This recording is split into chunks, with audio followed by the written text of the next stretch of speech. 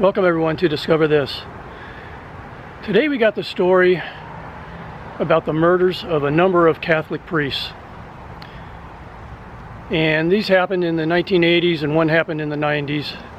Some people believe they're connected, some people don't. But we're going to tell these stories. We're going to visit some of the places, and some of the places we'll just show you some photos and things.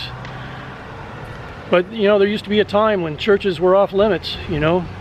You didn't do robberies there, you didn't do burglaries, vandalism, you certainly didn't kill priests. But those days are long gone. So these are those stories. 1, 2, 3, 4.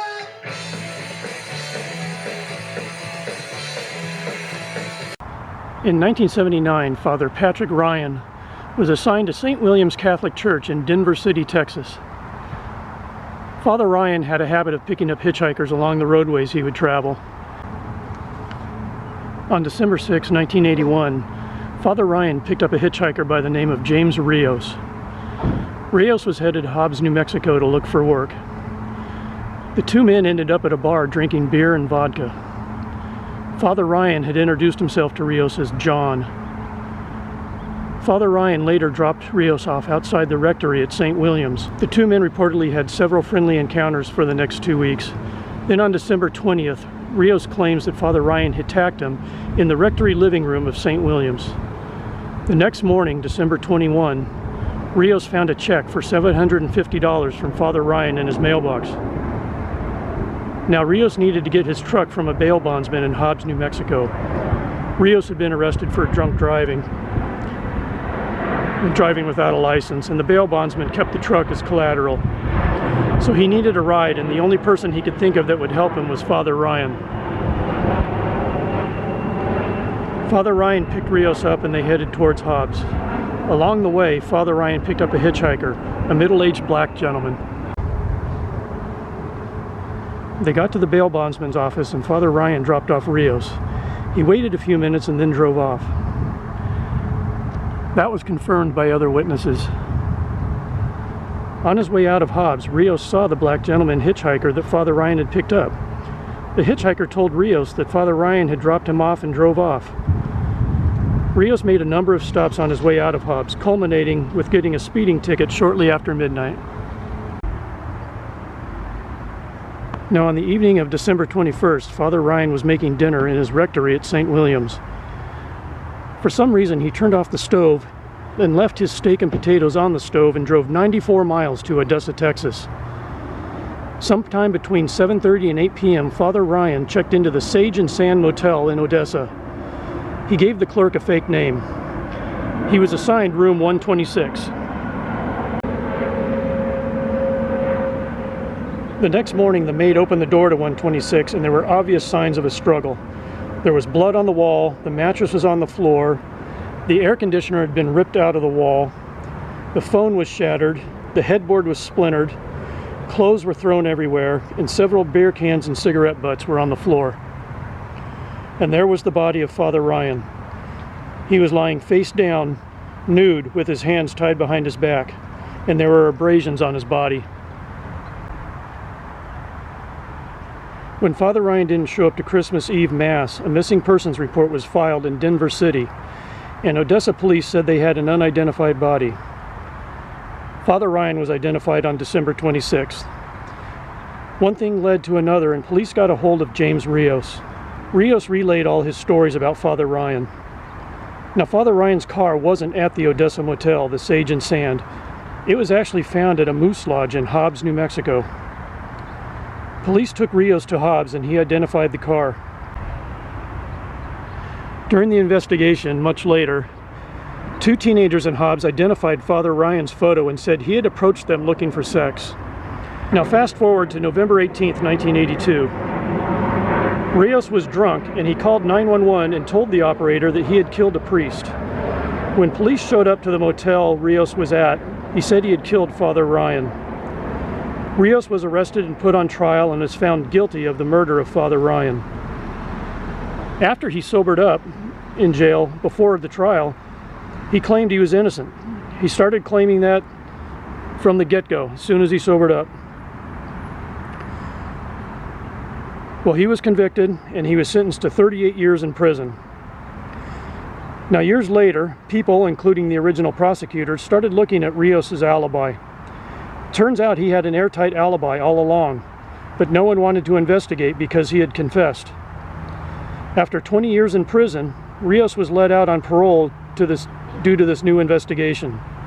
Now, multiple fingerprints had been found inside the motel room where Father Ryan was murdered. Investigators found 11 fingerprint cards from the original investigation, and they were entered into the FBI database, which did not exist when the murder happened. A bloody fingerprint that was found inside the motel room door came back to a Charles Burkhart.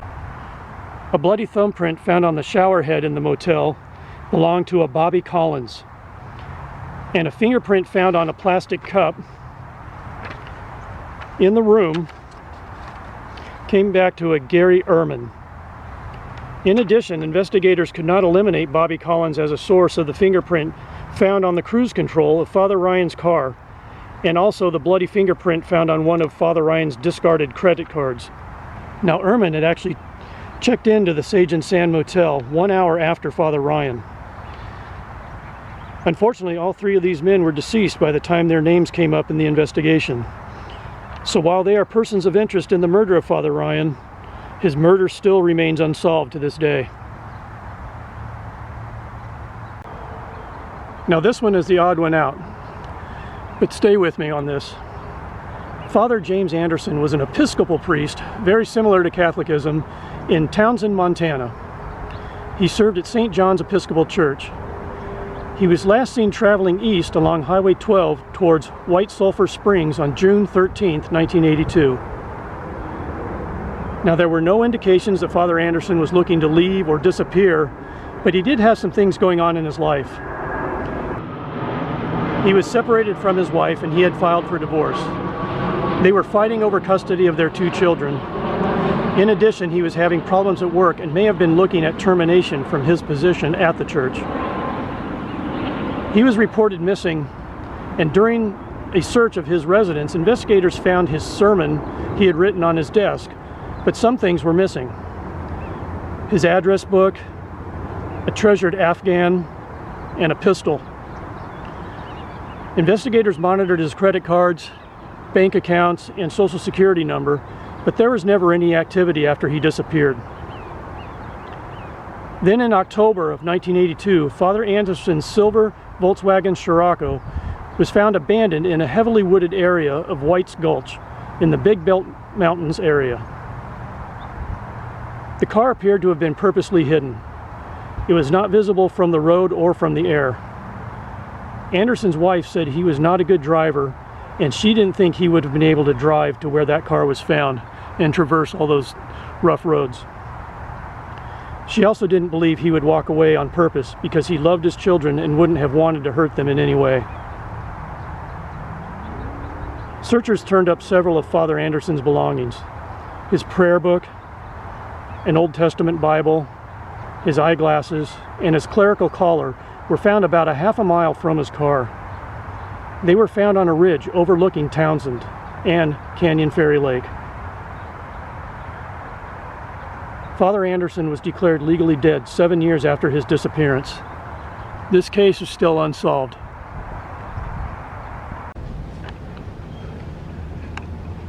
In 1975, Father Rinaldo Rivera was appointed rector at St. Francis Cathedral here in Santa Fe, New Mexico.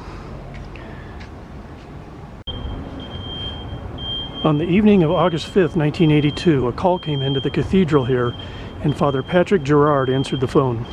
The caller said his name was Michael Carmelo, and that his grandfather was having a heart attack, and they needed a priest right away to administer last rites. Father Gerard stated he was legally blind and he could not drive, and that the other priests were taking confessions. Father Gerard told the caller to call back in 15 minutes. Exactly 15 minutes later, Michael Carmelo called back, and this time Father Rivera answered the phone. He agreed to go minister last rites.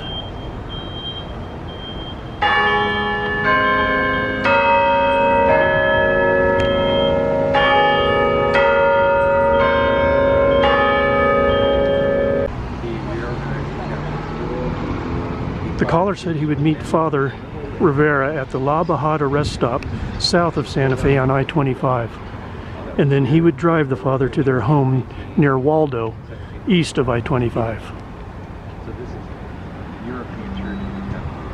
So this is a part. This is built. This church was built.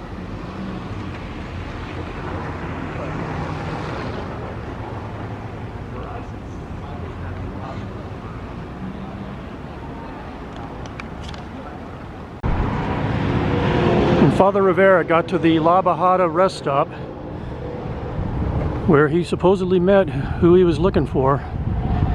But when he didn't return back to Santa Fe, the other priests reported him missing.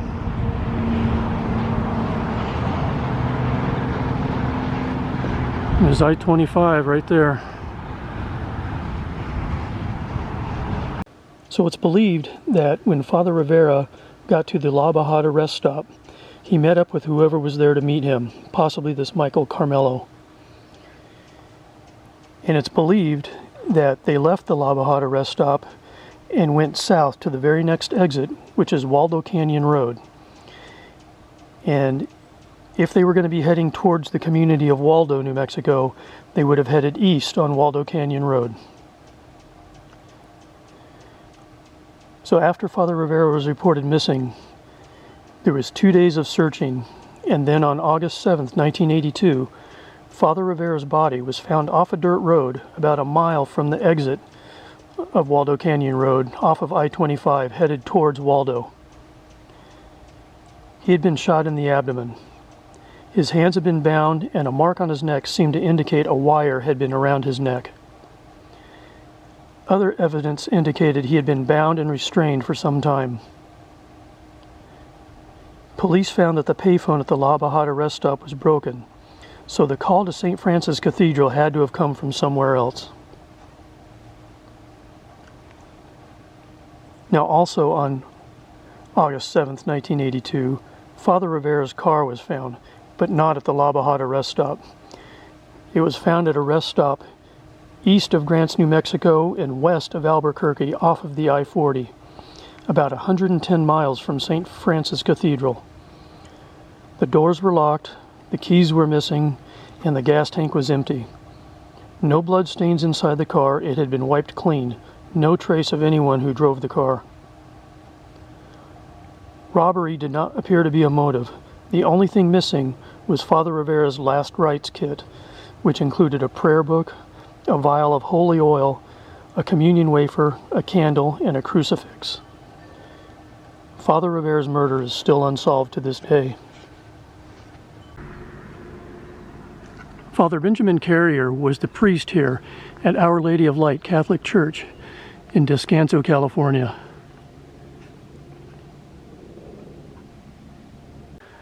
Prior to that, he had been chaplain at the University of San Diego, a Catholic college. And prior to that, he had been Dean of Discipline at Marian High School, a Catholic high school in Imperial Beach, California. As was known to many colleagues, Father Carrier had a habit of picking up hitchhikers and also of opening up his home to strangers, you know, folks wandering through town and things. He had been warned by some of these colleagues about picking up hitchhikers for his safety, but to no avail. In fact, according to law enforcement, one time Father Carrier had been kidnapped by a hitchhiker and had a knife held to his throat. On Monday evening, November 8th, 1982, Father Carrier left Our Lady of Light in his Toyota pickup truck with a small camper shell over the bed. He was reportedly headed to El Centro, California for a meeting. According to an associate at the church here, Father Carrier left with 2 hitchhikers in the truck with him.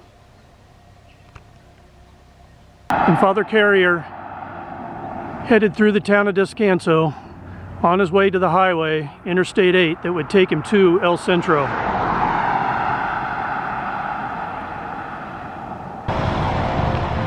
Now, the next time Father Carrier was documented, at least publicly documented as being seen, was when he was checking in here at the El Rancho Motel in Yuma, Arizona. This is 2201 South 4th Avenue. And that was about 3 p.m. on Tuesday, November 9th, 1982. The clerk inside noticed that there was a gentleman, another man, sitting in the cab of the pickup truck, Father Carrier's pickup truck. Then around 5 p.m. staff noticed Father Carrier and two other men. One of them was one of the guys from the truck at the pool here at the hotel. Father Carrier wasn't seen again until the next day, Wednesday, when the maid came in the afternoon to clean the room and found his body face down on the bed. He was dead. Now, initial reports were he had no shirt on, no shoes and socks. There are other rumors that he was actually nude, but police neither confirmed nor denied that all these years, still to this day. His hands were tied behind his back. Father Carrier's 1981 Toyota pickup was missing, as was his wallet. Police put out a bulletin with a sketch of the two men Father Carrier was last seen with. One had a tattoo underneath his forearm, and one carried a cane with a skull on top. Father Carrier's truck was found 2 days later in Las Vegas. Yuma police went to Las Vegas to process the truck. Now the coroner ruled that Father Carrier died of asphyxiation, so he was strangled to death. His death is still unsolved to this day. Cold case homicide. And Father Carrier is laid to rest here at Holy Cross Cemetery in San Diego, California.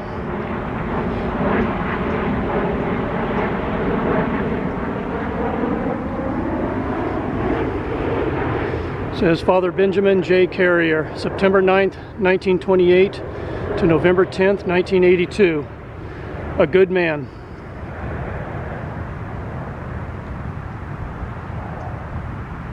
And to this day, his murder is still unsolved.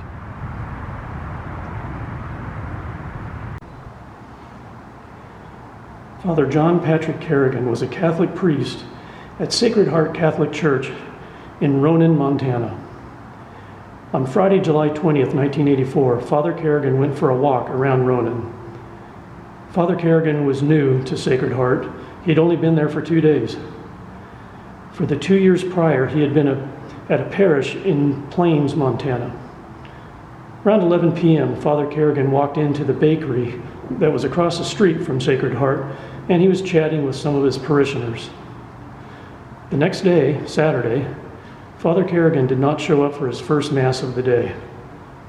That morning, at a turnout along Highway 35, next to the eastern shore of Flathead Lake, about 5 miles north of Ronan, a local fruit peddler was setting up her fruit stand when she discovered a pile of folded, bloody clothes.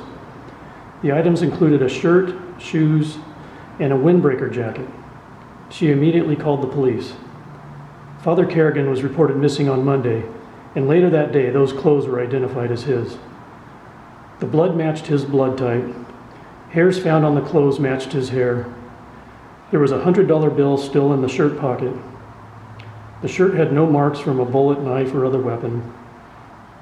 Interestingly, the clothes found were not the ones he was wearing when he visited the bakery. The police conducted a search of the area around the fruit stand and on the hill behind it. A bloody coat hanger was found close to the clothing. Detective Sergeant Bruce Phillips of the Lake County Sheriff's Office concluded that the hanger was used to either strangle, gag, or tie up Father Carrigan. The police were unable to determine what exactly it was used for, but they are certain it's connected to the case. Sergeant Phillips says it was not just lying there. It had been deformed and used for some purpose. A week later, on Sunday, July 29th, Father Carrigan's car, a white and brown 1976 Chevrolet Impala, was found abandoned in a pasture alongside Skyline Drive in Polson, Montana, 5 miles south of the area where his clothes had been discovered. It had been wiped clean of fingerprints. Sergeant Phillips says they know the car sat there for about a week before it was discovered. A thorough search of the area was conducted. The car keys were found lying in the tall grass about 30 yards away. Blood was found on the front passenger seat, door panel, and floorboard. Several personal effects were found inside the car as well. In the trunk, they found a shovel and a pillow with blood on them. Blood was also splattered inside the trunk. Because there was rust on the shovel blade, police do not believe it was used to bury Father Carrigan's body.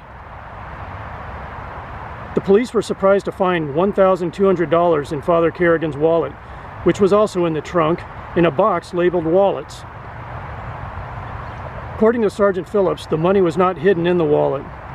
None of it was disturbed, so the police do not believe robbery was a motive. They have theorized that he may have been called to administer last rites since his sacramental holy oils were missing. When Santa Fe, New Mexico Police Lieutenant Ulibarri learned of Father Carrigan's disappearance, he flew to Ronan to investigate the similarities between the two cases.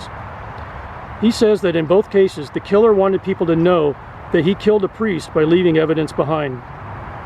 He believes that whoever killed Father Rivera was also involved in Father Carrigan's disappearance. There are other similarities between the two cases. Both victims were about the same age and drove brown Chevrolets. Both were last seen at night and disappeared in late July or early August. Both cars had been wiped down and were driven away from the crime scene. Both of their sacramental holy oils used for last rites were missing. Father Rivera's body and Father Carrigan's clothes were found in remote areas near roads outside of town. A deformed metal coat hanger was found near Father Carrigan's clothes, and there is evidence a coat hanger was used in Father Rivera's murder. In both cases, robbery was not a motive. Perhaps most significantly, both priests belonged to a select order of Franciscans.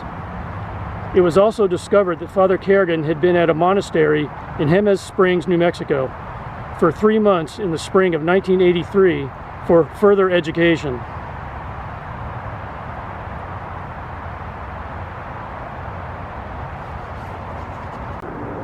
One major difference was that Father Carrigan had just recently arrived in Ronan, while Father Rivera had been at St. Francis Cathedral in Santa Fe for over 15 years.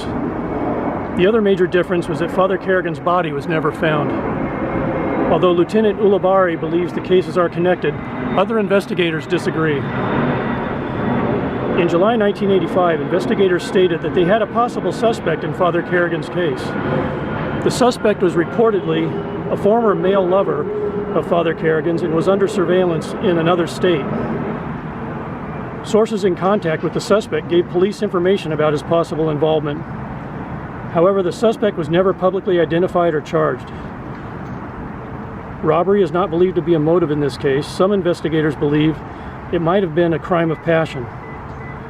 They noted that Father Carrigan might have been gay, which could have led to someone possibly targeting him. And Father Carrigan's case is still unsolved to this day.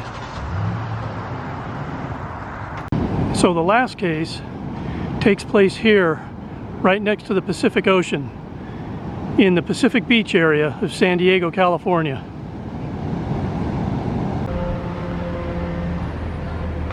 On April 26, 1994, Father Luis Gutierrez came to San Diego to celebrate his 30 years in the priesthood.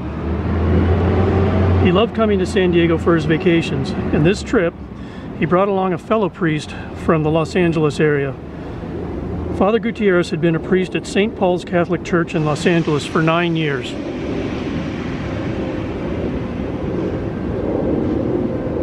Just a week ago, he had moved over to Holy Spirit Catholic Church, also in Los Angeles. 1,000 people attended Father Gutierrez's farewell party at St. Paul's a week ago. Father Gutierrez and his fellow priests checked into what was the Surfer Motor Lodge in the Pacific Beach area of San Diego. They got adjoining rooms on the second floor. Now, Father Gutierrez was reportedly a great humanitarian, tending to AIDS patients at the AIDS hospice and also helping the homeless. Now, Father Gutierrez and his friend spent the day together, basically just hanging out. The friend left Father Gutierrez around 4:45 a.m. and went to his room next door. So on the second floor, the friend was in the corner room, Father Gutierrez just to the left. Around 5:15 or so, the friend heard a crash coming from Father Gutierrez's room and called the room. There was no answer. So he went next door and found Father Gutierrez dead on the floor of his room. The room was in complete disarray. Police were called, and Father Gutierrez had been shot in the head with a .22 caliber firearm. His friend in the adjoining room heard a crash. He heard a noise. He called up Father Gutierrez's room. They were right next door. He didn't get an answer, so he came inside and he found the father dead, and he had been shot once in the head with a .22 pistol. Tony Johnson is a retired senior investigator with the San Diego District Attorney's Office. He walked us through what they believe happened the morning this 61-year-old Roman Catholic priest was killed. The room was ransacked, medications thrown everywhere, a broken telephone covered in blood, and Father Gutierrez left lying on the floor. So we basically know kind of where he was right up until 15 minutes or 20 minutes before he was killed. So in that narrow window of time, he met somebody. We just don't know who. Since then, the case has gone cold. Investigators think whoever killed Father Gutierrez was a stranger, possibly a robbery gone wrong. Using the tools we have today, we're looking back years ago, decades ago, and we're really finding a wealth of evidence. Evidence like a shell casing found on the bed and DNA from these wooden drawers. So we're carefully going through each one of those pieces of evidence with a fine-tooth comb. And the murder of Father Gutierrez is still unsolved to this day. Another cold case homicide.